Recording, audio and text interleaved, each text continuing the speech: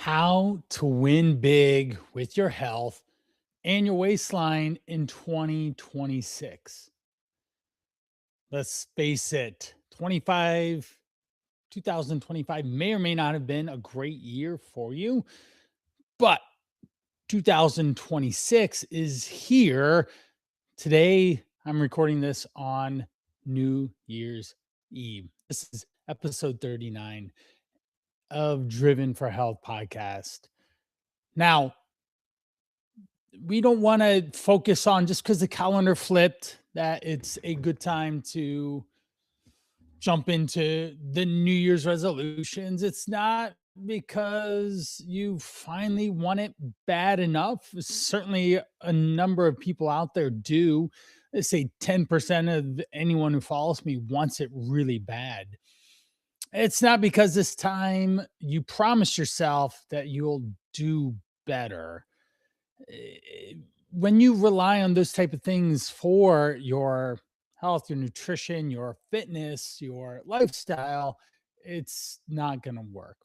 It will only be your year if you decide that your health is no longer something that you work on when life allows it. Because I'm 43 now, it's busier than ever. And it's something that you have to focus on with purpose, with energy, consistency, and create a lifestyle that builds quality of life, builds a body that you can function in, builds a life that's worth living, and you're excited to do things in. Hope is never lower cholesterol. Hope is never fix your bad blood work that your doctor wants to put you on meds. Hope has never gotten your stomach flat, your energy up. It's not a game plan to focus on. So welcome to Driven for Health podcast. I'm Coach Brian Prana. This episode came from a post I shared recently that reached a lot of men, more than I actually expected. It was being proactive, but it really focused on some of the words that connected with guys and what they truly felt. Life is working in a lot of different directions. Career is moving pretty quickly. Your family is growing and the responsibilities are more than ever. And your body doesn't look the way you want it. Your energy isn't where it needs to be. Your focus and abilities to get things done just take longer. If you're listening to this and think, I cannot let another year pass like the last one, this episode is for you. In the post, I described a man who was focused on living by standards. He was disciplined. He didn't do weird, crazy hacks, fads, extremes, or anything like that. He was focused on being productive. He was focused on his, what in my world we call the most common constraint, the thing that keeps getting in the way of you making big progress, the even your thinking. He was focused on his thoughts. He was grounded in every day with what his day-to-day activities needed to look like so that he could stay focus with his clarity, with direction, with clarity on making things happen. And this is where the line gets drawn for a lot of people, a lot of men. You have to focus on these things because when it comes to your health, a lot of people wait, they push it off. Unfortunately, I have a buddy who his father in law had a heart attack and it has not gone well. It's been very more than disruptive is a very light way to put it. The impact that it's had on his family, on him, on his time, on the extended family as well. You can't wait. Please don't wait for the right time. Don't wait until things get slower. Don't wait until you have motivation. Don't wait till you have more discipline or willpower or someone else can help you or any of this stuff. You're responsible for taking care of yourself. And that's when you're able to be focused and driven toward your own health. Now, most men listening to this have never felt what it is to operate with consistent energy, at least not in the last 5 to 10 years. And they have adjusted to what fatigue looks like and how running a step behind, so to speak, looks like, what it feels like. Even if you have bad blood panels, you still aren't. It's just becoming the norm. Oh, I just take this medicine. I just do this thing. This is not how we want it to go. And if you're again looking at 2025 and reflection and coming up to now 2026, and you want to feel energized, and it's more like say Groundhog's Day, then we need to change. And I'm going to give you some strategies today on how to do that, how to manage the workload, manage the kids, how to travel, how to live a day-to-day life that is full of energy, experience, and excitement. Now, before we get into the episode, let me say this. If you are a guy that's listening to this 39, so if you listen to a couple of them, you understand what the purpose is of this whole message is to get you healthier. And if you are juggling all the responsibilities of family, you've been waiting too long and you don't want to wait any longer to change your body, to lose some weight, to improve your blood panels. That's what the Call to Rise program is. It's a 100-day fat loss challenge, 20 pounds or more, or I keep working with you until you lose those pounds. The last three guys that I worked with lost 30 pounds each doing simple daily tasks that we agreed on that would work best for them.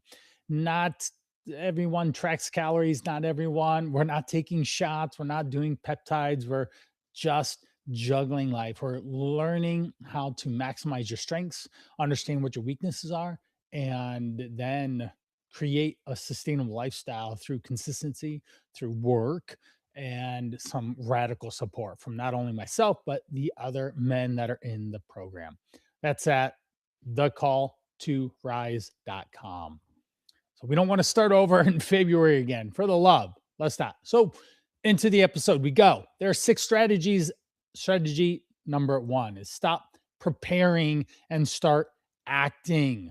There has never been more health information available. There's so much happening right now. I even just opened up to go live on Instagram, and the Adam Mosseri, who's the head of Instagram, was talking about how connection and how real is going to be so much more important moving into 2026 when we have infinite synthetic content. And that's one of the reasons why I'm going live on these podcast recordings and doing videos so you can see me, you can hear me, you can understand who I am, and actually like learn something and be a part of something bigger. So, more information, more podcasts, more books, social media like crazy. There's studies, there's everything everywhere. And it's not because most guys aren't confused about how to say take better care of themselves. We generally have to do 2 things: move up more, eat less. That's a general undertone for most people. They overconsume calories and they don't realize it. And this is why they end up not making progress. It's this analysis paralysis type thing. I once worked with an executive business owner, and he could explain all sorts of things about insulin resistance. He could talk about blood panel numbers. He could talk about exercise routines, but it didn't matter because he wasn't even walking. He wasn't drinking water. He knew what he was supposed to do, but he didn't do it. And therein lies the crux of the issues that we have. If there wasn't a routine, there wasn't a structure around which he was able to create something that made him be successful. When I asked him what his week looked like, he just didn't really have an answer because it was dictated by work, dictated by family, and there was not even an ounce, shred of time dictated toward himself. And that's where the problem lies. He's treating everything else like a doctor's appointment, in a sense, where he wouldn't miss anything. And he was not focused on taking care of his actual personal health. He didn't keep it in the same priority level that he should have. And it was more like he was preparing to be healthy instead of actually living a healthy lifestyle. Preparation feels responsible. It feels safe. It's a place where we can actually hide doing stuff. It's a level of procrastination. I'm preparing to go do the thing, but you're never going to do the thing. We need a ready, a fire aim type situation where we take action immediately to make things happen. And when we do that, we start to actually learn from biofeedback on what's happening, what's going on in your body, in your energy, and how your body responds, which is so important. In 2026, action matters more than being precise. It matters more than thinking too much. It matters more than just waiting. A good plan gets done and it's consistent over time. Build momentum one step at a time. Learn from your actions one step at a time. Tweak and adjust as we go so you can point yourself in a better direction for long term health. Strategy number two: health becomes meaningful when the responsibility actually kicks in. Purpose. Purpose isn't something you find, guys. Purpose is something that lives inside you and something that you have to grow. It has to be nurtured, it has to be watered, it has to be fed in a sense. And that's when a big shift happens for anyone, when their health actually, they find purpose in the things that they do every day. And there's a bigger reason why taking care of themselves is important. For me, I have four kids, 16 to 10, three boys and a girl: Levi, Everett, Maxwell, Emmeline, my wife, Amber. It's incredibly important that I take care of myself to be there and function. I just, even yesterday, I spent what felt like 4 hours cleaning out a dish, a garbage disposal and pipe, only to have to call in reinforcements anyways. I ended up having to call in a plumber. I've done all the things. I augured the thing. I snaked it. I put stuff down the pipes, and it still didn't work. And after about 3 hours bending over in weird positions, I decided to actually call a plumber. And I'm a pretty resourceful person, so my purpose or my meaning or like my ability to get this done was a little sad about not being able to problem solve and troubleshoot. But when the guy came in, he said that the issue started about feet 20. That's a long way to get my little Walmart auger to actually do work. So he came in, did the work. 30 minutes later, I have a fully functioning kitchen sink. And that's where finding the right type of help and strategies are important. So back to purpose and making sure that we stay focused on what your purpose is, and it gets built one step at a time. I remember this gentleman, Bill, we call him. He was in his late 40s. He told me early on in the program that he really didn't care about what he looked like, but he wanted to feel less tired. He would always wake up wanting to take a nap. That's not the best way to start your day, but he had a calendar full of appointments, of things that he wanted to do. And oftentimes he would give all his energy toward work and not toward his family, which is stressful. Nothing makes you feel worse than going home and not being able to give to those people that are closest to you and are most important to you. So that is so important, to be able to show up for them. And with Bill, when he realized that he needed to have consistent energy and he had to stop waiting for the perfect time because his calendar was always full, that's when health started becoming really important. And he changed his perspective, he changed his priority, and he started finding purpose in the workouts that were challenging, in the time that he spent walking, in the time he spent with his family as well. Number three, the third strategy: identity changes everything. This is part of my first pillar in the call to rise, is the call. It's about the identity. The second pillar is the forge. It's about physical exercise and activity. The third pillar is the fuel, which is nutrition and feeding yourself the right foods. The fourth pillar is the code. It's mindset.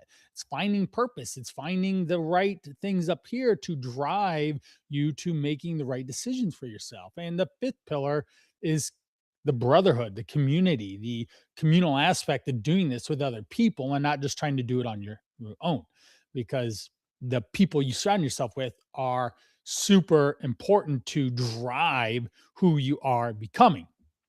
Going back to identity, we don't focus on tactics, we don't focus on meal plans or specific workouts or supplements or any of that stuff. Those those are ways to go about executing on a plan, but those are not the plan itself. The core foundations based on science that then get applied into the tactics or the strategies and skills are what's most important for you to be able to push through. And once we do that and understand that, then we can actually get real change.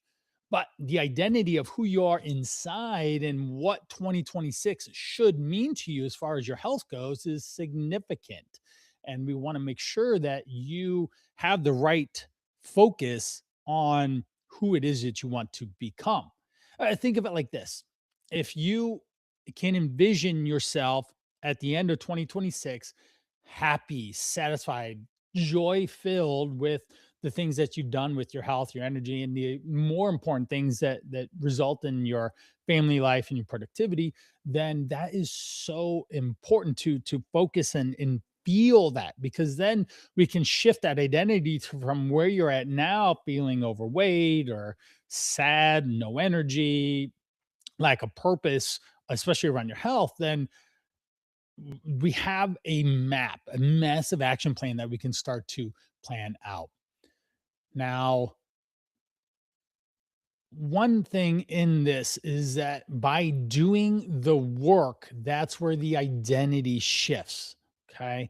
By putting your boots on the ground, in a sense, rubber meets the road, that's where it is. And we have to take action. So I implore you to figure out what it is that you want to create as your identity as a person, of how people see you on a day-to-day basis, to then to let that be that fire inside that drives that motivation, that drives that purpose, that drives that ability to be self-sacrificing in a way that produces a healthy, happy body. Strategy 4: health is discipline, it's focus, it's energy. It's not just another phase. It's not a midlife crisis, for the love. Please don't melt down at 44 when your doctor has medicine waiting for you at your next doctor's appointment. Okay. This taking care of yourself isn't seasonal. It's not, oh, now I have this thing in my I'm just going to wait till my kids graduate, or I'm just going to wait until I have this much money in the bank, or I'm just going to wait until I have this home or this car or whatever could fill your buckets of feeling satisfied in life. But what's so important is to make sure that we focus on it being an ongoing thing. There's no falling off the wagons, because there is no wagon. There is no way that we are going to get off and then start on Monday again. Today is Wednesday. Good luck, because we have New Year's Eve, New Year's Day, then the after effect of all that and the sadness of January, right? Jane 2, you say, oh, wow, this is sad. This is not exciting, because now we're in a boring January. But again, that's one of the reasons why people start these resolutions. But if your lifestyle is a healthy lifestyle, that resolution doesn't fit into this part. Okay. Your health, your body, your energy, it's all an asset for you to leverage in other areas of life, and you're going to need it. 2026 is going to be a wild roller coaster with AI, with all sorts of different things. We have the GLP-1s. Those are the two preeminent things that are in my world that I see are having an interesting impact on people. Strategy 5: Emotional regulation is a missing skill for you. The health journey is exactly that. It's a journey and it can have emotional setbacks, especially going to a doctor and seeing the scale at a certain point, or seeing that your A1C is up and now you're a type 2 diabetic, or you're flirting with a heart attack because you have high cholesterol and you're 40 pounds overweight. That's real. That will impact you on a huge level, and you do not want it to impact you the way that it could. Like my buddy's father in law, it literally is debilitating him in this season of his life. And a lot of things, sure, there are uh, genetics, right? But there is a lot of environment. If you've been eating fried foods for the last 10 years, there's no wonder why your blood panels look the way they do. If you've been drinking soda or eating sugar or highly processed foods and packages that have shiny marketing all over them, and no wonder your blood sugar levels are up and your A1C is screaming high.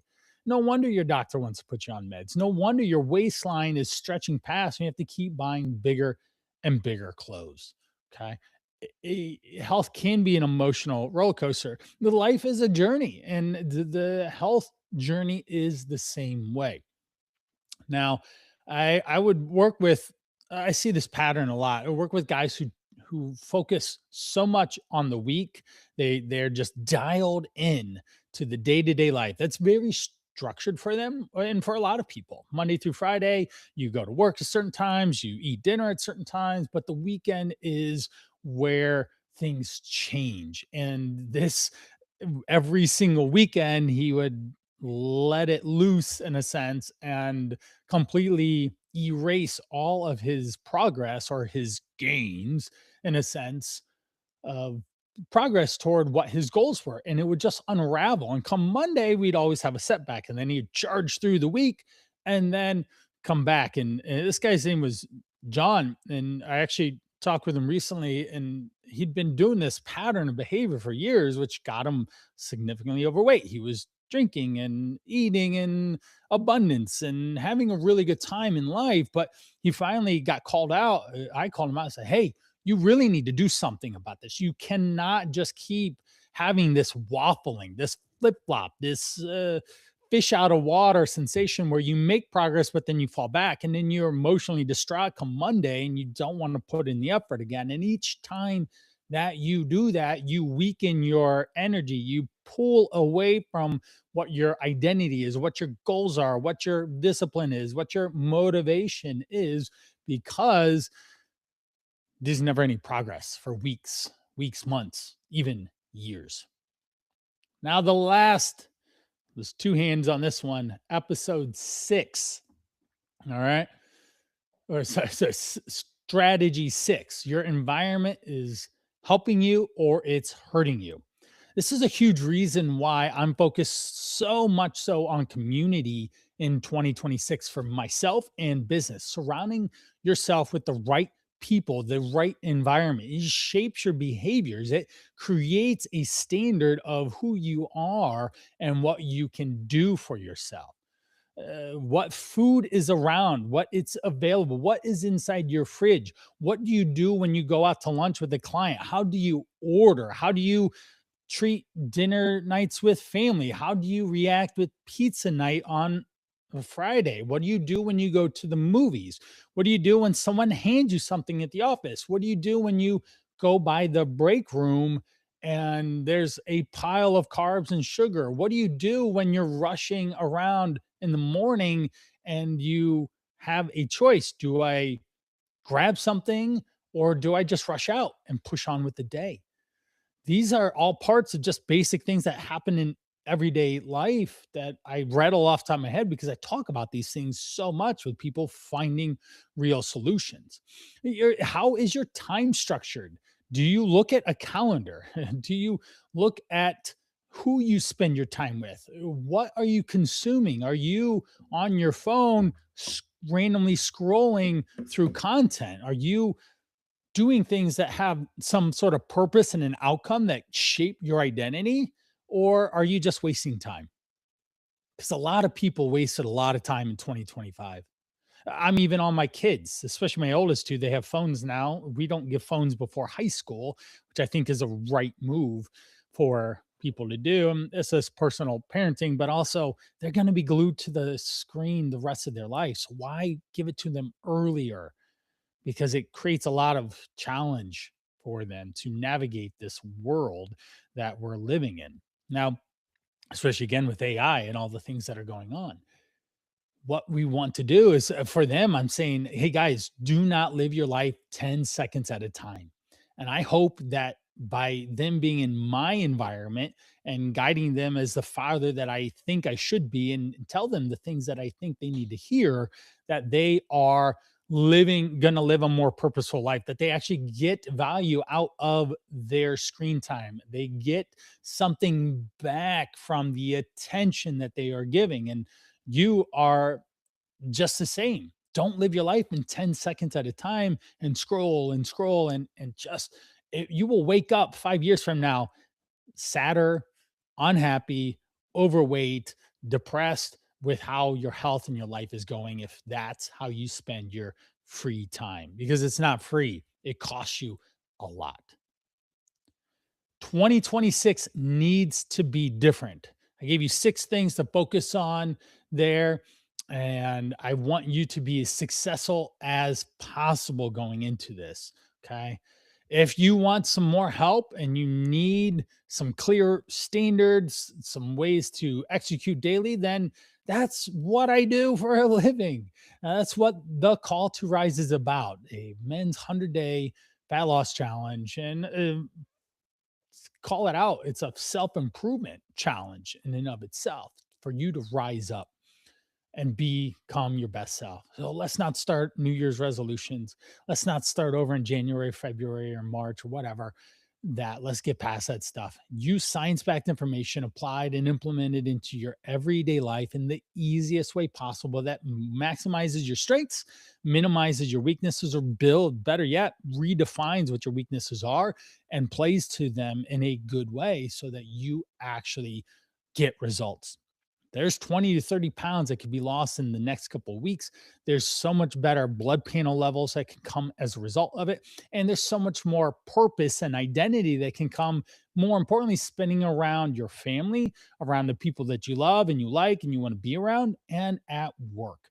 That you show up and you're productive more than ever, and people notice. And not only does it give you that self satisfaction that you're working hard, but also that you are making more money.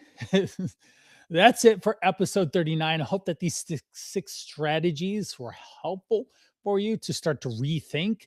Biggest thing I could say is do not wait. Don't call it a New Year's resolution.